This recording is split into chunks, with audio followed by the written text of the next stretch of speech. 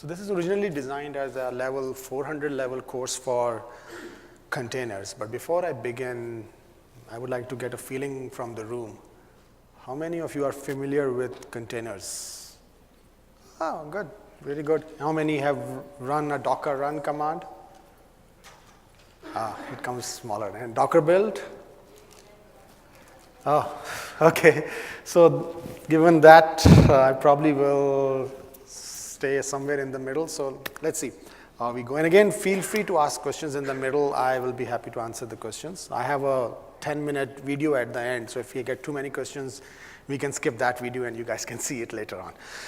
So let me introduce myself. So I'm Humayun. I've been in Microsoft for about 10 years now. First 5 years in Skype or Office Communicator, and the last 2-3 years in Azure.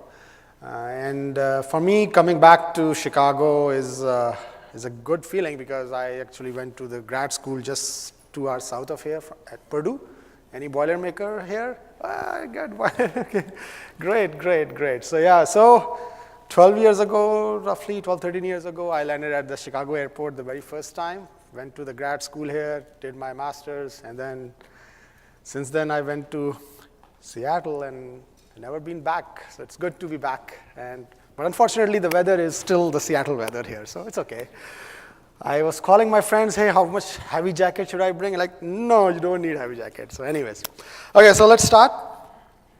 So I will go over first an introduction to containers, which I guess most of you are well familiar with, but soon after that, we will dig deeper into like, why should we use container, how are they used, and then I will go inside the container orchestration engines, specifically the DCOS and Kubernetes. So just to give you an overview of what are the offerings we have at Azure for containers and what we can use for it. One important thing I probably have heard recently over the last 3-4 years from Microsoft, everything we are doing in containers is all open source, which means it can be, if you want, you can go ahead, take the code and manipulate it as you want the container code and then deploy it on a VM. Azure is just providing a VM and an ARM template on top of it with which you can deploy containers and reuse it for your purpose. So we don't think most of the people would like to change around the container code as it is and use the simple commands and use the benefits of containers rather than trying to change the container. Like, for example, you want to change the allocation somehow. I don't think so that's the right way of thinking about it. So we'll go into a little bit into that. But again, if you have anything to contribute, please contribute in the open source community, and we take the code from GitHub and other places just like any other open source area. So you are free to look at the code, make suggestions to modify it, and then we'll take it from there. So Microsoft has a great partnership with Dockers on this front, and we have been having a continuous engagement with them on this front. So whatever innovation they are doing gets into Microsoft Azure Cloud, and we start deploying it for the goodness of the people.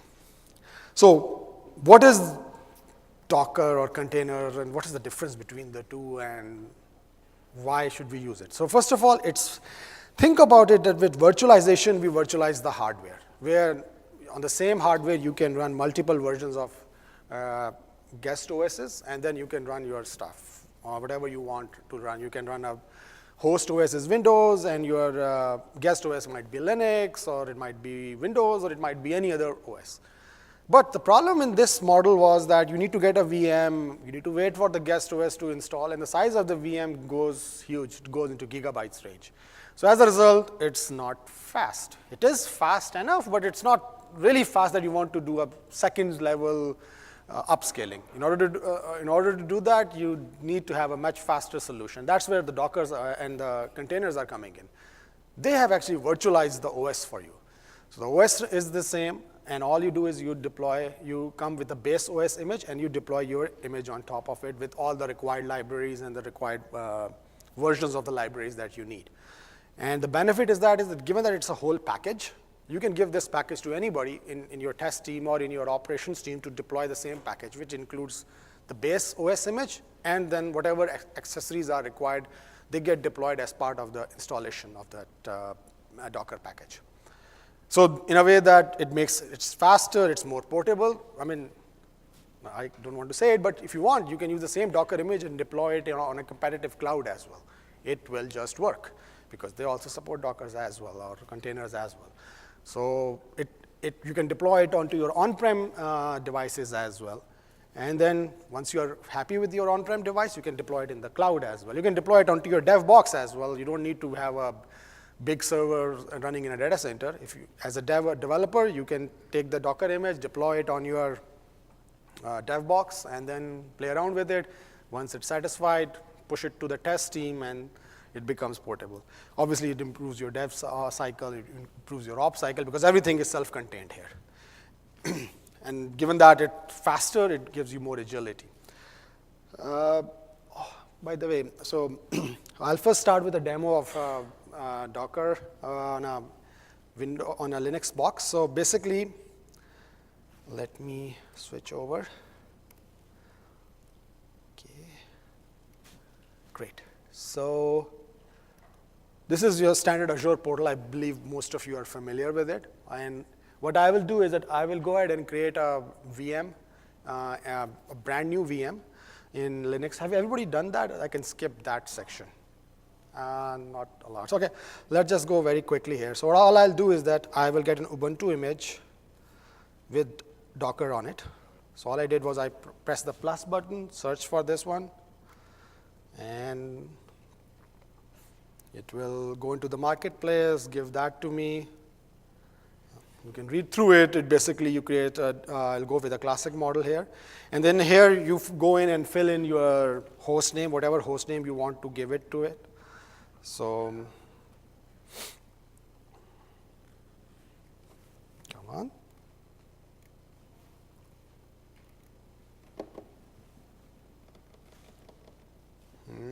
Okay, got it. So any host name, Ubuntu 1, any username, I use my regular one, password protected.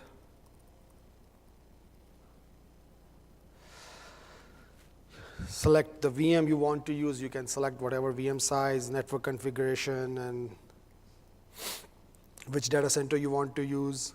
And so I'll just go with this guy and create. And all it will do is that it will create a VM in the cloud. And for this, it will take about 4 or 5 minutes because it's the VM creation. So what I'll do is that I already have a fresh image available with me here. So this is just one of the VM I installed. So now, right now, if I do a docker ps here, which is the first command, it basically tells you what are the Dockers currently running on it. So what I'll do here is,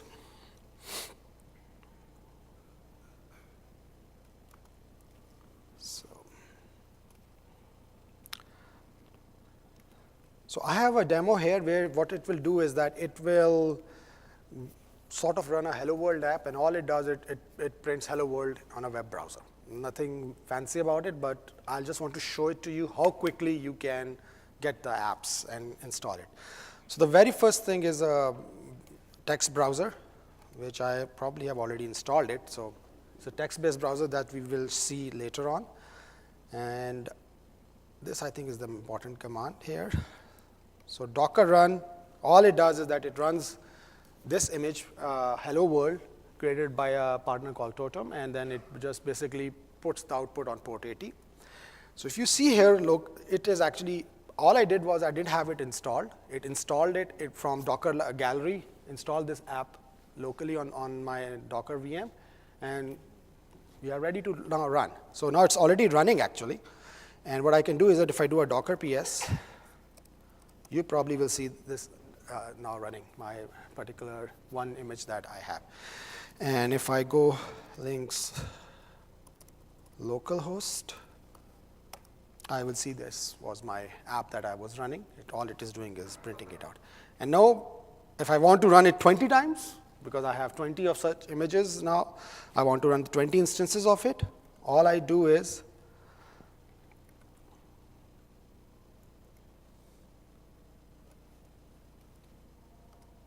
and what you will notice here is that Given that the image was already locally available, it didn't go and fetch the image. It is just running it, and now all of a sudden I have 20 instances of it running. You can't do that over a VM. You need to have 20 VMs up and running. Look, I mean, the VM that I created already probably is just still going on. You can't have 20 VMs created in such a short time and have those 20 instances running now. And now all my instances are running, and if I do a Docker PS here, it will show me all those 20 instances that are currently running on it. So that's the agility, the fastness, and again, all you need to do is publish your image at a Docker gallery, and then you can run it from there. Any questions? Okay.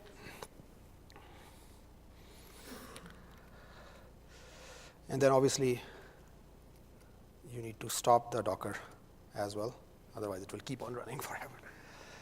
Okay, coming back to the presentation now.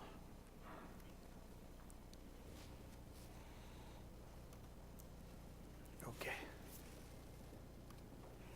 Can you give an example of where this multi-instance Docker is useful? I will go into that, yeah. I will go into that, yeah. So the typical issue is that you probably need, let me go into that example at the end. I think I'll have that example at the end. So where we will have multiple instances and multiple Docker images running as part of one big service. So I'll show you that demo as well. Thanks. So very important, Docker Incorporated did not invent containers. Containers were there, they just make it easier for people to use it. I mean, that is very important thing people to remember, that support, the OS had some support of it, but all Docker Inc. did was that it made it easy, super easy for an app developer or a ops guys to use it. That was the unfortunate part, like we had it for such a long time, but nobody was using it. And any app can be containerized or put in a container and deployed on the cloud, or vice. But you have to be very careful that you don't need to break your app into microservices or anything. You can use your whatever app you have, put it in a Docker container and run it. The benefit the Docker gives again is that it's a full package and fast execution. But the important thing here is that once you start having a multi-tiered app, it becomes very hard to manage. And that's where all these orchestration engines that are being developed come in handy. And that's where we'll go a little bit into that as well. So again, as I mentioned earlier, the right-hand side is your typical VM, where you have a server. Oh, God. You have a server followed by a host image and the hypervisor. And on top of hypervisor, you have the guest OS and your app and the library running on it.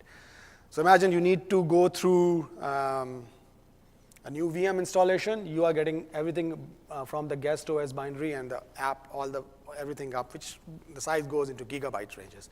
While in the Dockers, what you have done is that you are sharing the OS, you are virtualizing the OS. That means that if your image is corrupt, it may cause blue screen as well. Yes, that is possible. That is surely possible, because this is what can happen. But it gives you the fast flexibility and agility to deploy the software quickly, run it, and move on. So let me go into some code.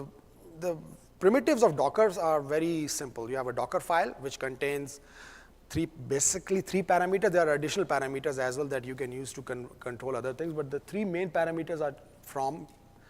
So you have a Docker file which contains a from tag information, which contains your base OS image. So you need a Windows image or a Ubuntu image or whatever image, your base OS image. Copy contains the information where your source is located, and command is whatever command you need to run. You need to run a PowerShell command or whatever command you need to run.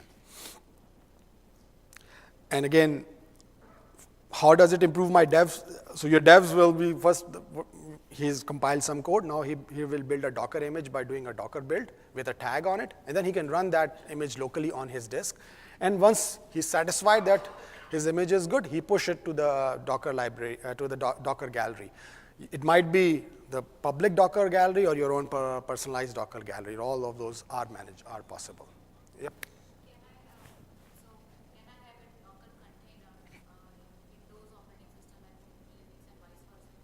As long as your app is supportive of that, yes. Yes.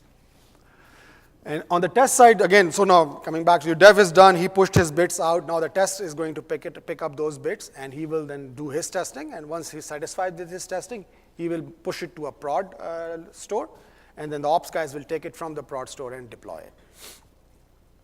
So again, dev is doing his testing on his box. He's like, okay, I am happy with my whatever the code I have written. Now let me go to the next steps and deploy it in the cloud as well. So he deployed it in the cloud as well. And now from your dev box, it goes to one of his private VM, and somebody is testing it out. And now we want to scale it up to like 3, 4, 5 VMs, and it just goes on and on. Now at this time, it becomes very hard to manage. And that's where all these other partners like DCOS, Swarm, and Kubernetes are coming handy. These partners, what they do is they provide the orchestration. You as a developer or as an ops person don't need to worry too much about on which particular VM this software is going to be installed. It will be taken care of by these different orchestration engine, and you just provide them an input parameter, how many instances you need, and then it will distribute those instances as it needs to be. And if you are developing an app which contains microservices as well, you can even go inside the Docker to say that this microservice should be deployed in 5 VMs, this should be deployed in 3 VMs, whatever you want to go. And then if you need to scale up, provide those parameters as well. And that's where one of the demo I will go in, where we'll scale up very quickly and scale it down, and you will see the benefits of it. So again, your job is more about general operations of the system and developing your software. The deployment is taken care of by Dockers and containers. Okay. So next, I will go inside the Azure portal just to see how easy it is to deploy an Azure container service. Okay. So let's go. So this is again my dashboard, and all I do is here new. Oh, I'm sorry. Thanks.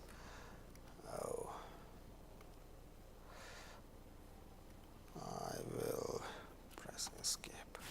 Okay.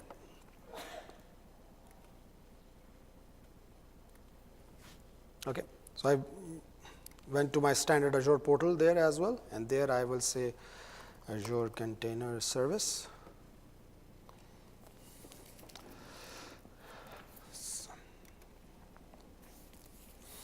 Again, if you have time, read through it. I've never read this, what are they saying? So you just go ahead and create, and whatever name you want to give it to it, just say Chicago. And then you need a SSH public key as well. There are a lot of places to get it. I already have one available with me, so I will use that one. Hopefully this will work out. And I can create a new resource group. So what is resource group? Probably have seen that in infrastructure as a service demo as well. All it does, it basically tells you what are the policies governing the VMs that will be created as part of this container service. So you can just either create a new one, so Chicago, and you can pick a site there as well. Okay. And this is where you select your orchestration engine, DCOS, Kubernetes, or Swarm. Are you guys familiar with these 3 orchestration engines? So these are basically 3 different orchestration engines which are developed, currently are readily available. It depends on if you already have a Docker instance in your enterprise and you are already using one of these 3 images, you can use the same one because you're more familiar with that. Otherwise, there are some guidelines. I would call them guidelines because they keep on changing depending on what each one of them is inventing. There are certain guidelines that are available to the end users to say that, okay, if you're having a load of which is more database heavy, use this particular orchestration configuration. So those are, and those keep on changing as we move along, as people are making development. For example, Swarm was developed by the Docker Inc., so it is probably more performant. I don't know, maybe it is because it's developed by the Docker guys there. DCOS is more suitable for bigger database workloads. So depends on what your needs are. If you're already using one of them, you can use your existing engine. I'll just pick DCOS for now. And this one again, you won't specify how many agent counts you need, basically how many number of VMs you need. one or, and then whatever the DNS prefix you need to use. So I'll just call my name there. And there's this you can go up to, I think, 100 or even more than that right now. So you can have a Docker image with 100 instances running on it. Obviously, as you increase the number of count here, so if you say 3, it will go to the 3 VM that you will be able to select and whatever the cost is. And then you can say the master count, which basically is the rule breaker about that. And just press OK here, and it just gives you the summary at the end. And then there's this download template as well. This is very important in a way that if you want to repeat this process multiple times, you don't want to go through the command line interface every time. So you download the template, and then you use Azure command line interface or PowerShell or other tools to run it through the command line. I mean, if I have to ask you to do it one time, maybe you will go through the web page 10 times maybe, but if you have to do it 100 times or 1,000 times a day, you don't want to go through the UI, web UI. You want to have an automation in place. And if I press OK, it will probably give me an option to buy, which I will avoid for now. And I already have one created. I'll just go through that here. So this is what the container will look like. And inside this, you can go in and play around with it. The more important thing is that remember the agent counts that we earlier set to 1. You can increase that to any number of VMs. For example, you in the same Docker Azure containers, you found out that, oh, now I need, instead of 1 or 5, I need 20. You can go ahead and add it in the same portal. You don't need to recreate it. And you can, I think, go around with this with various settings. Yeah. Is the number of agents same as number of containers? No, it's the number of agents you want to run within a container. Okay, so then there will be different microservices per container? It's up to you. You can say that I want all these microservices per container, or I want these 5 microservices to go into one container. It's up to you. Whatever you are currently doing. You don't assign to an agent, no. Okay, and so, and let me start over here.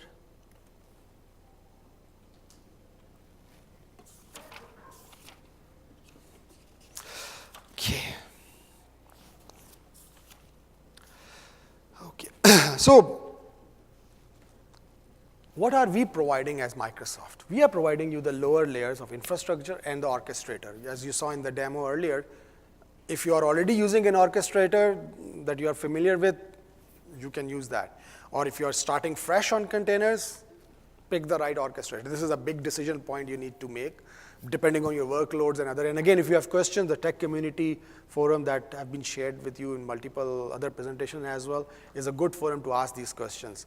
Okay, this is my workload currently looks like, and then somebody from Microsoft or from the community will go in and help you with it. Okay, what is the right orchestration engine you need to use? Microsoft is providing an infrastructure, which basically means VMs and storage and basic infrastructure. And on top of it, we are providing you the ARM template, which you saw. I can download that ARM template, which basically configures the VMs for us and which orchestrator engine to use on top of it. And then you as an enterprise developer or your personal developer, you come in with your application and deploy it on top of the Docker on it. And then there are certain third-party like Mesosphere, which is providing you a great UI to deploy it. Those are also integrated well with my Azure Container Service. I'll show you a demo of Mesosphere later on. One question. Yep. The application we are talking about, suppose the organization has thousands of applications. Mm-hmm. Can they take the application and deploy it to some container it will run, or you need to design differently to run in container? No, so you can even take your existing monolithic app and put it in the Docker and in a container, and it will just run. You don't need to break your app to microservices. Just whatever, I mean, Hello World app, or I mean, whatever app you currently have, you can just take it as it is in a Docker and deploy it. Obviously, you test your app out first, whether it works with that base image, whatever the base image you are going to use, and just put that whole package in and deploy it. You don't need to break your app into smaller apps, or don't need to change. Ideally, you don't need to change anything, and it should just work. That's the ideal situation. Okay.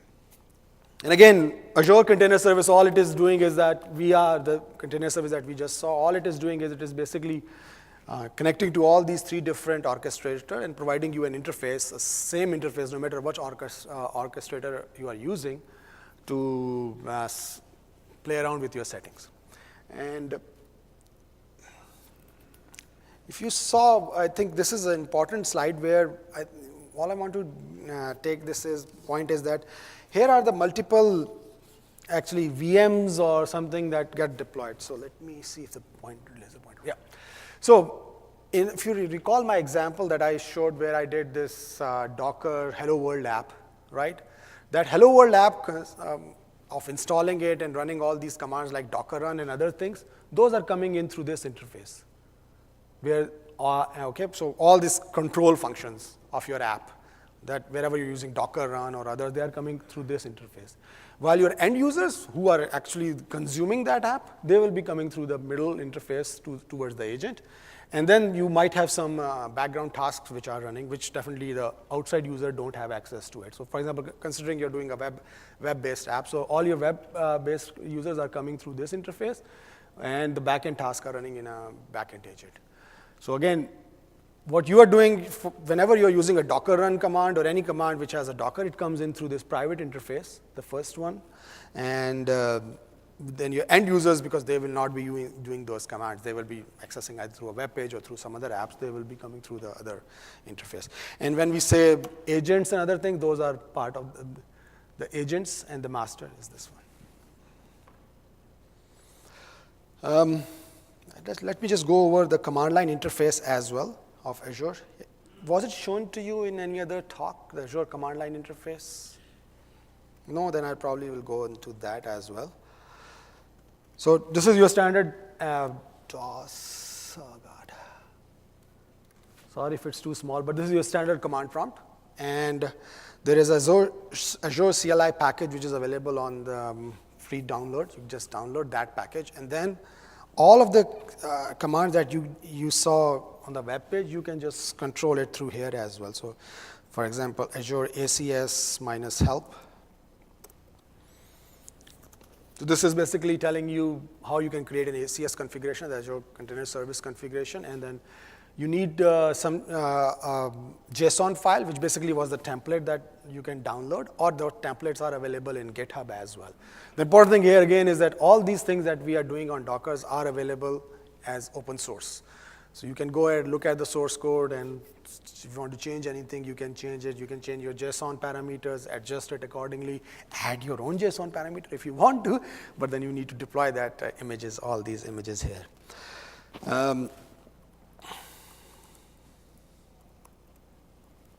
So I will avoid the logging in part because of the time, I think, but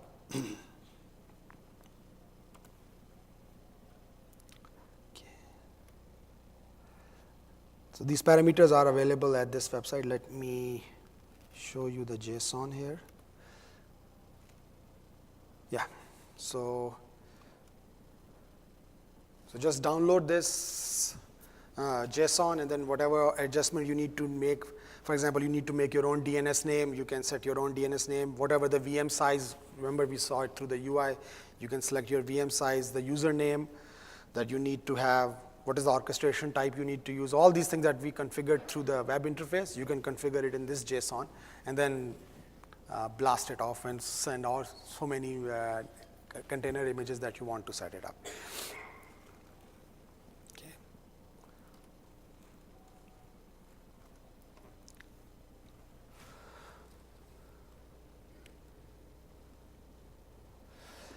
So coming back to the question, I think, which was earlier is, do I need to change my existing app? Not really.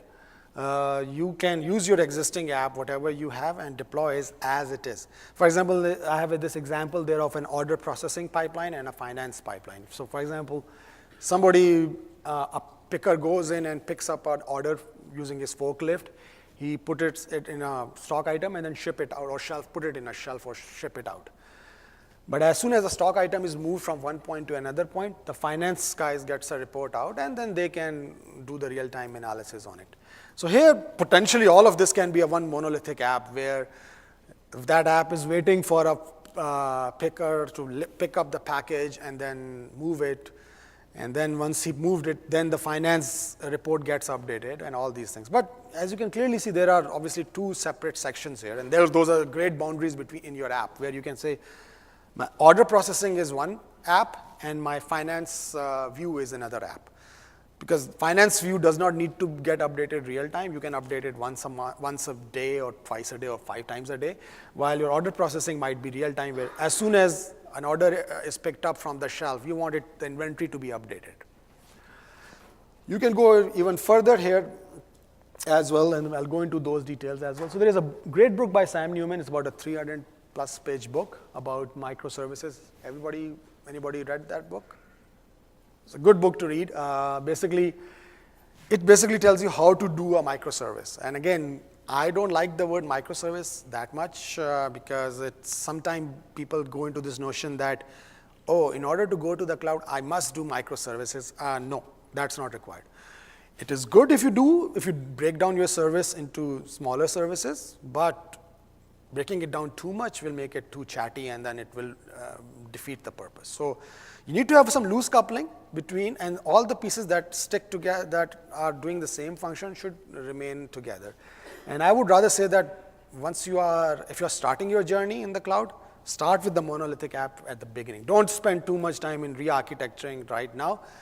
Start with the current one and then look at the profile. Okay, do I need to increase my input because there are a lot of people making requests, or do I need to increase my database size? Or then you break down later on. It's easy to break down later on rather than starting with a broken down model and then trying to say, okay, no, these 3 components should be together.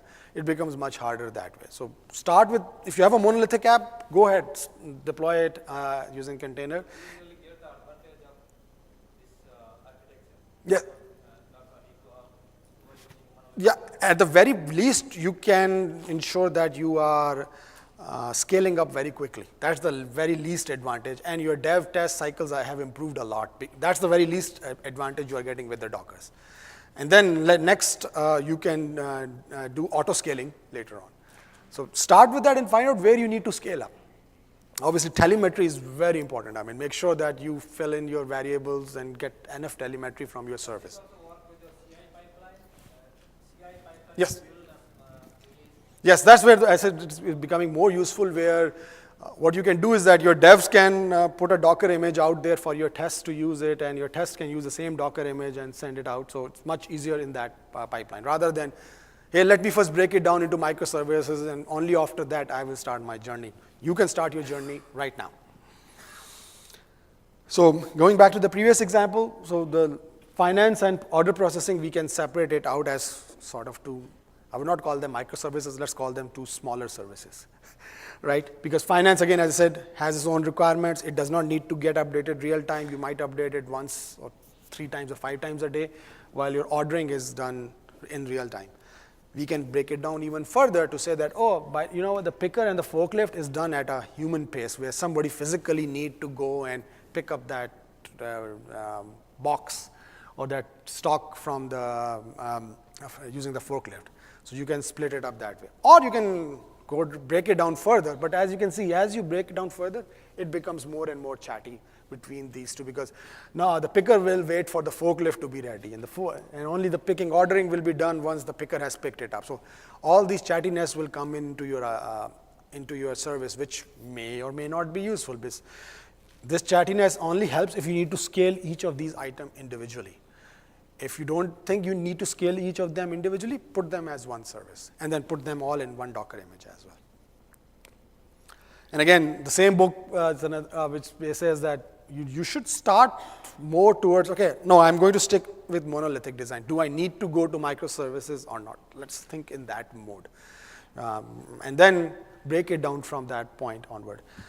I mean, coming from Skype for the last 5-6 years, that's how initially when Skype was on-prem, it was all by Skype I mean Office Communicator, it was all in one server. And then eventually when it became Skype Online, then we are starting to break it down into multiple services based on the needs. For example, address book and your meeting content are together because they are generally correlated, but sometimes they are not. So it depends on your needs, your apps, where you need to scale more. For example, in case of Skype, I recall most of the people are logging on. So the logging on system need to scale up a lot more than your audio video system, for example, because millions of people are logged on into Skype, but very few people are making calls. So that's a good service breakdown of Skype. But on the other hand, in the on-prem side, people wanted to have, no, I want to have one server which manages everything. So you see the difference coming in. So always start with your existing app, put it in a container, see if it helps, and then start to see, okay, where is the point where I need to break down my app into what other services. Okay, so this is an interesting demo of the whole image that we discussed, so I will go into that. Okay.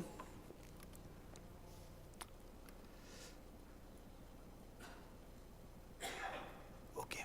So this is an app which is running on top of DCOS in Azure on a Linux VM, and all the boxes that you are saying, analyzer, autoscale, batch, these are all separate containers which are running. So these are all 6, 7 different containers which are running, but and then the very first container, analyzer, is the one which, so think of it about an order processing engine where you receive some order and then you analyze those orders and then you serve those orders and you are done. Very simple input and output. So analyzer is the one who's actually analyzing the order that comes in.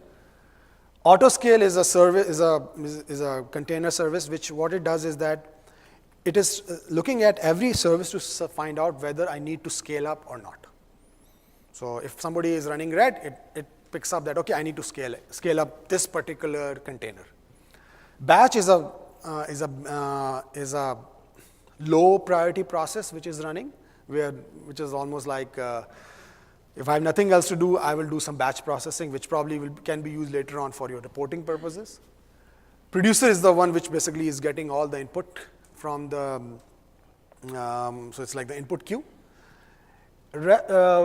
REST query and web is basically, the web is the service which is actually showing you this web UI. And the REST query is querying all these other services to get to that UI. So in this example, so if you see right now, so you have one analyzer running, one autoscale instance running, you have 5 or 6 instances of batch process running, and there's no producer right now. And the other view is basically showing you the CPU, how much CPU we are using. So you see 80% of the CPU is already used. And and this is being used by the batch process, which is the low priority process or the low priority service that we are running. I doubt anybody who's running a VM who wants to scale up would run it at 80% CPU. Typically people run at what, 20, 30?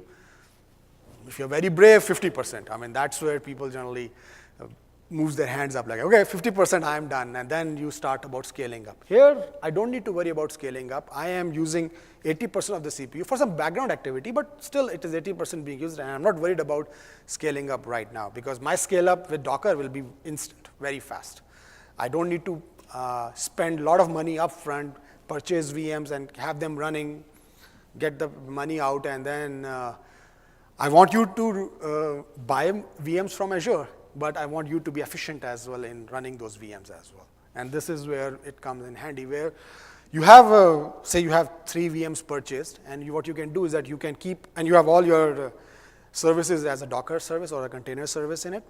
And then what happens is that one of those, you keep on running a batch process, which is a low priority process that is probably doing whatever you need to do in a background activity. But as soon as the producer comes in, and I'll show it to you in the demo right now, we'll scale up within seconds. So you don't need to worry about, hey, let me reserve a lot more capacity for VMs. You don't need to do that anymore. Does this so container usage, does autoscaling automatically? Yes, I'll show you that. So that's what the autoscale process we have running is doing. It is just another another service which is running. All it is doing is looking at the service health of everybody else, and once it finds out that it needs more analyzer containers, it will deploy those. So here is what we will do. So this app currently is designed so that the SLA is about 1.5 seconds, and the time it shows the processing time, it basically was the time for the last job that it received. And the queue length is the current size of the queue. And what I do is that I'll go inside the producer here, and I'll scale it up to about 2, which roughly means 2,000 requests per second are coming in. So like something happened in the world and you're, like it's Black Friday, I don't know. Something happened and you got a lot of more requests coming in within an instant. And now you will see right now is that we are scaling up the producer, so a lot more instances. Producer is nothing but generating load right now on this service. So if you see here, so we started up, so now all of a sudden my queue length went up to 16, and all of a sudden you will see my analyzer is automatically increasing, and my batch eventually will start to decrease. If you see that way, my analyzer is currently at 9, and I'm still not under my SLA. So this is like in real time, how long does it take to scale up? It will be scaling up within about 10 seconds or so. But I thought you said auto scaling, it scales automatically. Why you have to manual? No, auto scale is a job which is running to find out how much do I need to scale up, right? So, and the important thing here is that you are not setting up new VMs. The VMs, and you're not paying, yeah. Once you VMs are free, Yes, exactly. once you have the container, Yeah. so it spawn multiple containers on the fly. Yes, the auto scale is spawning multiple instances of those on the fly, right? So if you see right now, probably we are going up to 23 right now in the analyzer, and my batch is reduced to 2. So auto scale is nothing but a scheduler. It's just another service that you are running, and all it is doing is that it's trying to load balance it. Okay, do I need to add more analyzers, or do I need to add more batch jobs there? And now we are back to our SLA. About 1.5 second was our SLA. The queue length is still there right now. Once the queue length goes down, you will see that it will start putting more in the batch job. But here, I should have shown you this one, but the CPU utilization remain roughly flat. I'm still using 75% or 80% of my CPU during that whole course of upscaling. I mean, you scaled up from what, 2 instances to 25 instances within less than a minute. And this would not have been possible with VMs because, okay, now all of a sudden you get new load, you need to say, okay, let me get more VM, and you start paying for those VMs. You keep those VM up and running in case the load comes up. Here you don't have that problem. You just leave it, your service will auto-scale itself by using this auto-scale service, which you can write by your own. You give your own parameters, say, okay, I want to scale up because my queue length is bigger than X or my processing time is X, depending on your parameters. It all depends on what parameters you have to scale up or scale down. This is a PaaS solution. You charge cost to the company. This is a PaaS solution, Yeah. right? So the cost to the company will determine also will be optimized. Yes, exactly. I mean, because as I said, in other case, what you would have done was that you probably would have purchased, say, 7 VMs or whatever, the 20 VMs that we are running, and you will not be running them at scale. You need to find something to run on them because you're paying for them. Here you are not paying. You're only paying when you are using it. You're only scaling up when you are using it.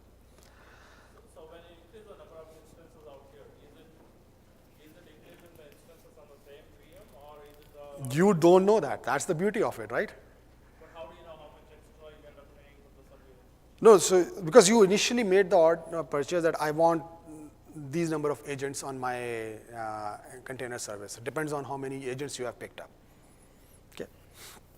But So I have a question. So like say I have one master VM and I create a 2 agent container service. So you're saying is whenever we're going to add a multiple Docker images on container, those will run across those agent cluster.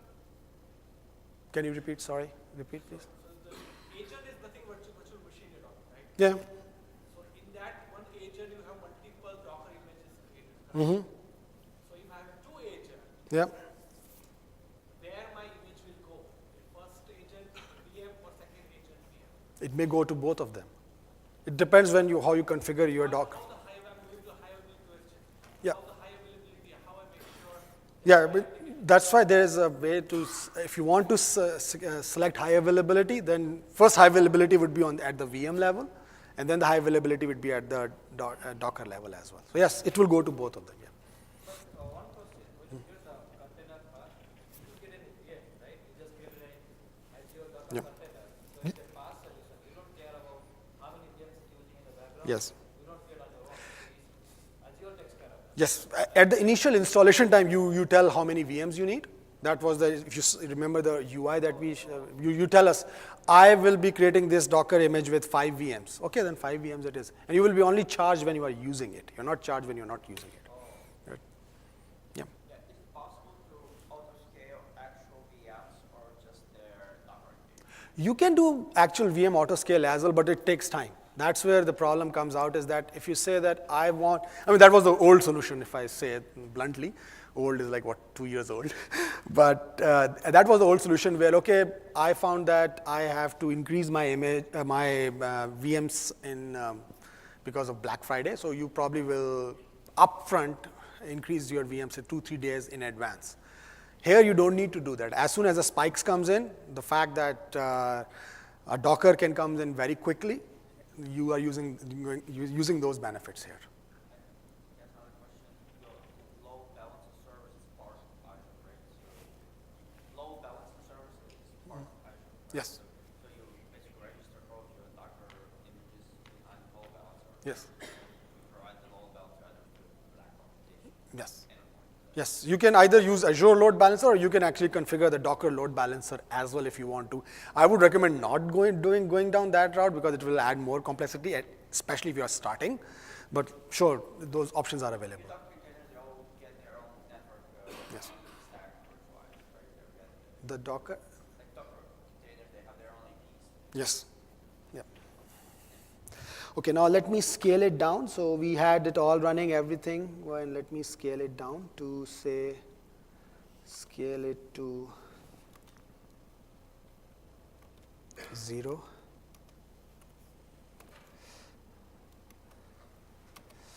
And let's just go just to see the OS here as well. Come on. It will slowly go down, and then all of a sudden, after every, I think, 5 seconds or so, the scaling down is done in a much slower fashion in this way. So you will probably see a dip in the CPU for some time while we kill one of the instances. And then as the load goes away, it will start scaling down. So let's see. Currently I have 34 or 35 analyzer running, and then we'll see when it goes down.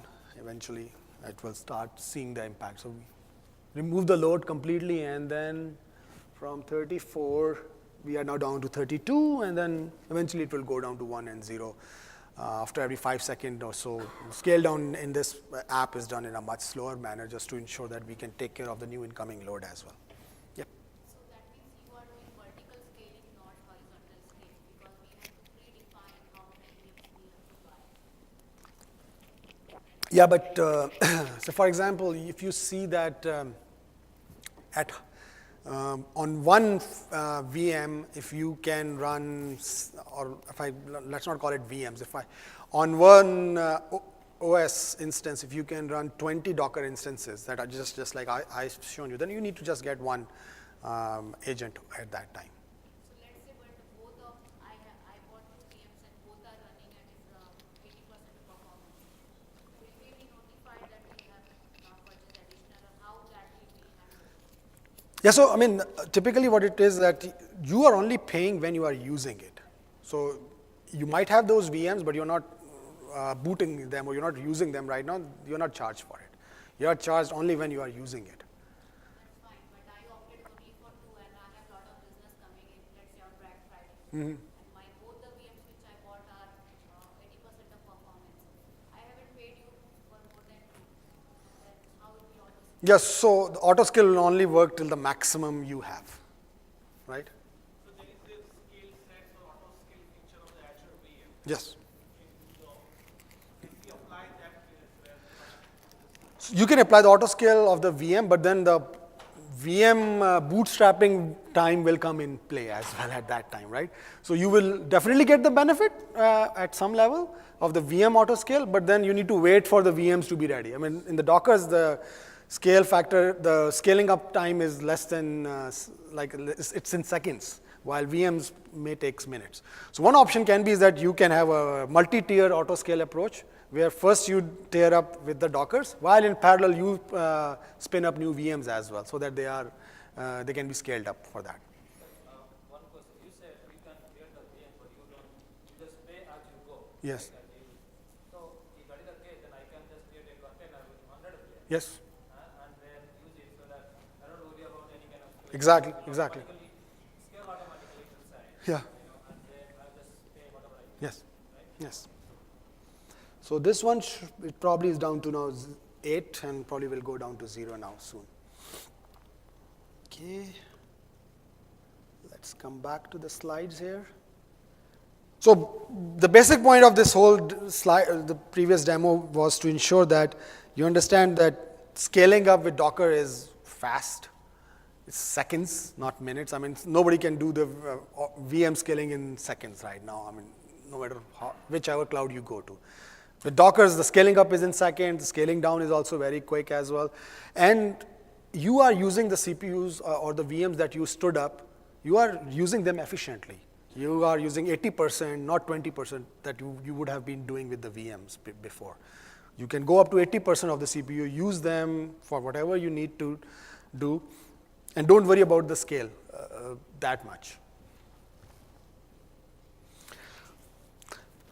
A little bit deep going, like removing the, going to the next level. So basically, Linux already had these control groups, namespace, and layer capabilities, and other OS functionalities. What Docker did was that, like, okay, if you want to change anything in these areas, you need to be a kernel programmer or a kernel developer for it. Well, as much as I love to go down that route, but that's not my job. My job is to use the OS and scale up my service and those things. So Docker came up with that simpler model where you don't need to go inside these, and it provides you a simple REST interface and some open source capabilities to change the, to provide the virtualization of the OS, if I call it. Windows also followed the same mechanism as well, and Windows Compute Services, which is part of the Windows, actually is already there, and people wrote, we worked with the Docker team to write this platform-specific code, and again, this is all open source. Everybody can go ahead and look inside it. And then on top of it is a platform-independent code, which... When you create the container, you created number of VMs. Usually when you create a VM, you tell whether it's Windows VM or it's a Linux VM or Ubuntu VM, whatever. But when you created the VM for container, you didn't mention the operating system, right? I did mention it, I think. So my point is, if I have a Windows application, can I create a container with Linux servers around the application? If you have a Windows application, you can... I have monolithic Windows application. Yes, actually containers currently I think in Windows, Azure Container is still in preview mode, if I understand. Linux one is already available. So you can have your host OS as like your container host OS as Linux, and then you can have Windows on top of it, or vice versa as well. Yeah. Important thing, not everything is a Docker. That is very important. All these softwares or services, they are primarily run in a Docker or in a container, but it's not required.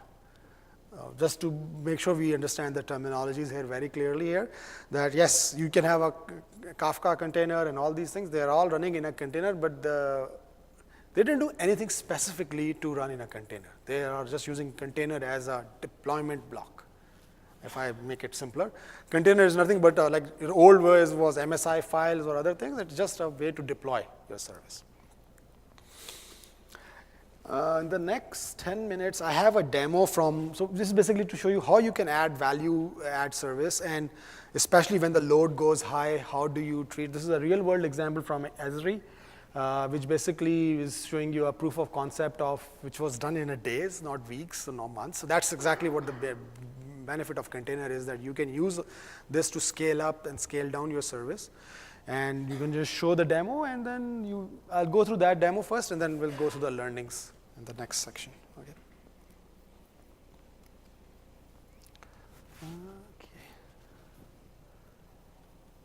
So I hope the audio works out. Yeah, so yesterday we wanted to show this demo and we decided we'd throw it in real quick this morning. So I'm excited to have up on stage with me Claudio from Microsoft and Adam from Esri. Why don't you guys introduce yourselves real quick? So my name is Claudio. I'm a program manager in the Azure IoT team.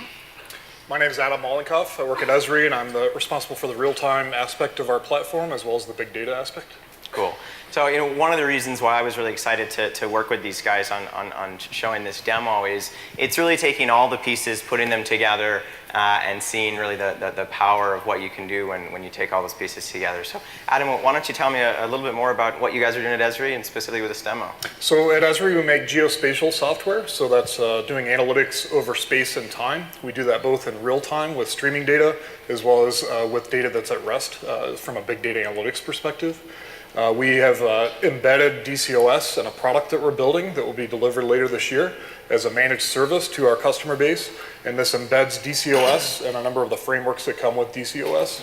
We've chosen to run this on Azure because the Azure Container Service that's available on Azure is basically DCOS underneath. So we use the same APIs as we would for DCOS, but it gives us a great environment to run this. And we can also integrate that with the IoT offering that Azure provides to bring in sensor data from lots of different devices. Awesome, awesome. And so what's the role of the Apache Mesos project for all this? So Mesos is the foundational kernel underneath all of this.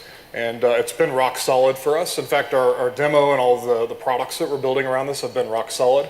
Unfortunately, yesterday there were some external circumstances that didn't allow us to do the demo, but we're super glad to be doing it here. The other thing that Mesos provides for us is a really easy time to market for this as well. So what used to take us months to build, we can build in weeks, in some cases days, for different project engagements that we do because of the foundation and the operating environment that Mesos and DCOS provides for us. That's great. And so you mentioned that there are some frameworks that you're running. So which frameworks are you going to talk about? So we're running Elasticsearch as our storage and search engine. We're also running Spark Streaming to be able to bring in and ingest data in real time along with Kafka. Spark Streaming we've enabled with geometry types and geometry analytics. And we've also written some plugins for Elasticsearch that allow us to do additional things with geo inside of Elasticsearch. Sounds great. Looking forward to seeing it. All right, so let's see it in action. Thanks, Ben. All right, so what I'm going to show you now is the DCOS dashboard. We put together a small cluster for the purpose of this demo. So there's 11 nodes in this specific environment. I'm going to click into the nodes here, and you can see those nodes that have been provisioned. This is all running on Azure Container Services. And if we look at the grid view of these, we can actually see the allocation of CPU across all the different nodes that are happening. We can also click through the memory. So this is the allocation of memory, and then this is also the disk that's been allocated for this application. With DCOS, we have the ability to install packages of all sorts. These packages are the featured ones that are sponsored by Mesosphere and fully supported. So we have Cassandra, Kafka, Spark, and then we have a number of other community-enabled packages that we can install. So installing this onto DCOS is as simple as clicking the install button and configuring a couple things for that package. So this is how we've deployed Elasticsearch, Spark, a number of other environments. So as you can see, I saw a new one in there yesterday, Kafka Manager, that just appeared. So I'm eager to play around with that. So there's new ones that keep appearing, and this is great for us. The services that we have currently deployed in this cluster is Elasticsearch. So I can click into this here. And what we'll see is I have what we're calling our spatial temporal store. That's our space and time storage system. And we can look at the tasks that are deployed here. So this is a 5-node cluster, so fairly small cluster, but for the purpose of this demo, it should be quite sufficient. And then we can also scale this Elasticsearch cluster up as simple as just typing in another number here and saying scale out. And so after a couple minutes, we would have additional nodes within our Elasticsearch cluster. I'm also going to look at the Kafka distribution that we have here. So this is the Kafka package. Here we can see that I have 5 brokers deployed across this. And these 5 brokers, there's not the nice UI that there is for the other tools here at this point. I hope that that's coming soon. So what we can do here is go to the DCOS command line interface. And so we can type things like DCOS Kafka broker list, and this would give me the names of the brokers, 0 through 4. And then I could also do the same thing to see the actual DNS entries. So with Mesos, we get Mesos DNS, and Mesos DNS gives us an easy way to access this information. And so we can see that I can have my producers produce data to these specific topics. So we're going to look at Marathon now. Marathon is like the initd for DCOS. So it runs services that are long running, and then it makes sure that they're up and running. And if they go down, it'll spin them back up, and you can define back-off policies and all kinds of other things with it as well. So we're running our Elasticsearch and Kafka. These are the actual schedulers that schedule the tasks to run inside of DCOS. What I also have deployed here are some Esri components. These are our web apps that service our map services. So when we look at the visuals in a minute, these are the things that are backing that. And what I'm going to do now is actually deploy a few additional things on the fly here. So we're going to deploy what we comically call a RAT, which is a real-time analytic task at Esri. And we're going to deploy a couple of these, and then we're going to deploy a source. So the real-time analytic task is our Spark streaming effort. And then we also have a source, which is going to be the source of our data that's going to be streaming into Kafka. And our Spark streaming jobs are going to consume that. So if we now go back to our dashboard here, we can see that our allocation is increasing. And then on our dashboard, we can see we're now using most of the shares. So we've designed this specific cluster for this specific demo. So if I click into the real-time analytic task, what I can see here is that there's 5 nodes. If I go back for a quick second, you can see that there's 20 cores allocated and 10 gig of RAM. And so there's the 5 tasks that are running. You notice that they're all running on different IPs. They could run on the same IP. It's up to the scheduler to figure out how to do that. If I take a look at the configuration, this is using the Mesosphere Spark 1.6 image. And so we're just running this as a Docker container with Spark streaming task across 5 different machines. And then we have our normal Spark submit command to kick these off. So what's important to note here is that Mesos is the foundation for all of this. So if I go actually look at the localhost Mesos interface, we can see that all of these same things that we've been looking at in DCOS are exposed down here as well, but I can see the task level information that's running as well. So here's my 5 RATs. Here's the tasks that are executing against those RATs. And so I have the full interface into Mesos as well. So think about DCOS as an abstraction on top of Mesos that gives you a lot more capability. So what I'm going to do now is open the actual application. And let's go to my local machine here. And so this is our real-time mapping application. So what I'm seeing here is an aggregation of taxi cab data that's streaming in New York City. If I zoom into this, what I can see is those aggregations get broken down. So what we're actually doing is we're querying Elasticsearch. The data streaming in from the cabs in real time from New York City. We're bringing that data in through Kafka. Spark Streaming is doing analytics on it and writing the results down to Elasticsearch. And then this map interface is every second refreshing and building aggregations on the fly. So you can see the numbers changing and other things happening here. As I break down, we've written some plugins for Elasticsearch that allows us to visualize this through square aggregations or even hexagon aggregations. So if I drill down a bit further, you can see that these aggregations change on the fly. And actually, if I zoom in far enough, I'll actually see the raw features. So you can see some of the taxi cab movement that's happening right now. And so this is what gets rolled up into aggregations when there's more features. We don't want to see a million red dots on the screen. So we render that through aggregations to make it more usable. So what I'm going to do now is zoom back out to JFK. And let's see what kind of taxi cab activity is happening here. So it looks like we've got a few taxis running here. I can run this identify tool. And that can identify which taxi ID this is and give us the count of the data that's coming through here. We can do that for another one here. So we see taxi ID 211. And then we can finally look at this guy here. So this guy's got 5 passengers, and his taxi ID is 190. So let's go back, and since we're doing spatial temporal analytics, we allow you to actually create time sliders where you can actually replay this data as well. So I can come back here and replay this data. And while I'm replaying the data, I can actually identify additional where clauses. So I can say taxi ID equals that 190 that we looked at before. And so that'll just filter it down to that specific taxi. So this is building all of this in real time as we move through here. And this data is still streaming in. So if we go back to live mode here, we see that the taxis are continuing to move. So I'm going to go back here, and we're going to show you kind of the IoT aspect of this. Certainly there's an IoT aspect already that you're seeing here with the taxi cab data moving in. But let's zoom into Central Park here. And I'm going to flip over to a specific view here and deploy another source of data. And this source of data is going to drive a simulated cab. This individual here. And this red area that you're seeing here, Claudio is the guy that's yellow that looks really unhappy. But the red area there is a 1-minute proximity drive time into that location, factoring in real-time traffic, factoring in all kinds of other aspects, so that shape can actually move. And then we have here what will be the new Cloud Power t-shirt. It's a very simple LCD. There is a microcontroller, tiny microcontroller, that is actually receiving messages from IoT Hub in a secure, scalable way. So basically, when the backend is doing the heavy lifting of filtering and processing the data, through IoT Hub, you can actually go and actuate a device on the field. So when that taxi hit the edge of that polygon, Yes, we we see. actuated that event to show MesoCon 2016. So the last thing I'm going to show here is we can actually visualize this also as a heat map, which is a popular way to render a lot of this data. Let me refresh this real quickly. And so these heat maps can provide you additional context into this information. And what we can do is actually play that heat map back in space and time as well. So let me flip on the heat map. And there's the heat map. You can see there's tons of red activity in New York. But we can break this down a bit further. And so I can actually replay this heat map as well because we're building these on the fly. These aren't being calculated in the stream. We're actually recording the data, and then we can play this back in real time. I can actually zoom in, and you see a different extent and a different breakdown of this taxicab data.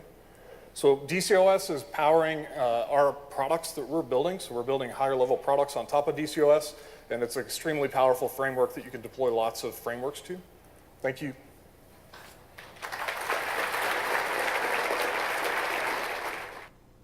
Okay. The registration staff. If not, have a good time. So there's a very long talk title, but magic operability sprinkles. Hopefully that got your interest peaked a little bit. You're here. Okay. This will be. Yeah, so basically what we showed in this demo was that scaling up, scaling down, deploying is the key here, where you can go from proof of concept to the actual release very soon. At the end, I just like to summarize it that ACS is an infrastructure service where infrastructure as a service sort of it's somewhere between PaaS and IaaS. So, and the benefit more is on going towards fast scaling, fast development cycle, make it faster. You don't need to re-architect your apps. You can use your existing model and just put it in a container. It is more of a deployment and a scaling up framework rather than anything else. I think just to demystify this whole thing. Secondly, it's all open source. So if you feel something to be changed, go ahead and change the open source, the Dockers and others, and we'll take it from there. And as it's taken by the other community, even the interfaces that we have using with Windows or with Linux, these are all open source. Then you can go ahead and read more about it if you are interested in that. And there are some important, I would rather actually go into this one, especially the tech community. So if you have any suggestions, any questions, any contributions, how do I use, which, again, the same very basic question, should I use Kubernetes, should I use DCOS, should I use Swarm, what orchestration engine I should use. If you have questions on that, tech community is your solution or will be there to help you out. All these demos that we showed are available in GitHub as well. You can go ahead and look at those as well. And lastly, yeah, join the tech community. I think that's all. Okay. And that's all. Thank you.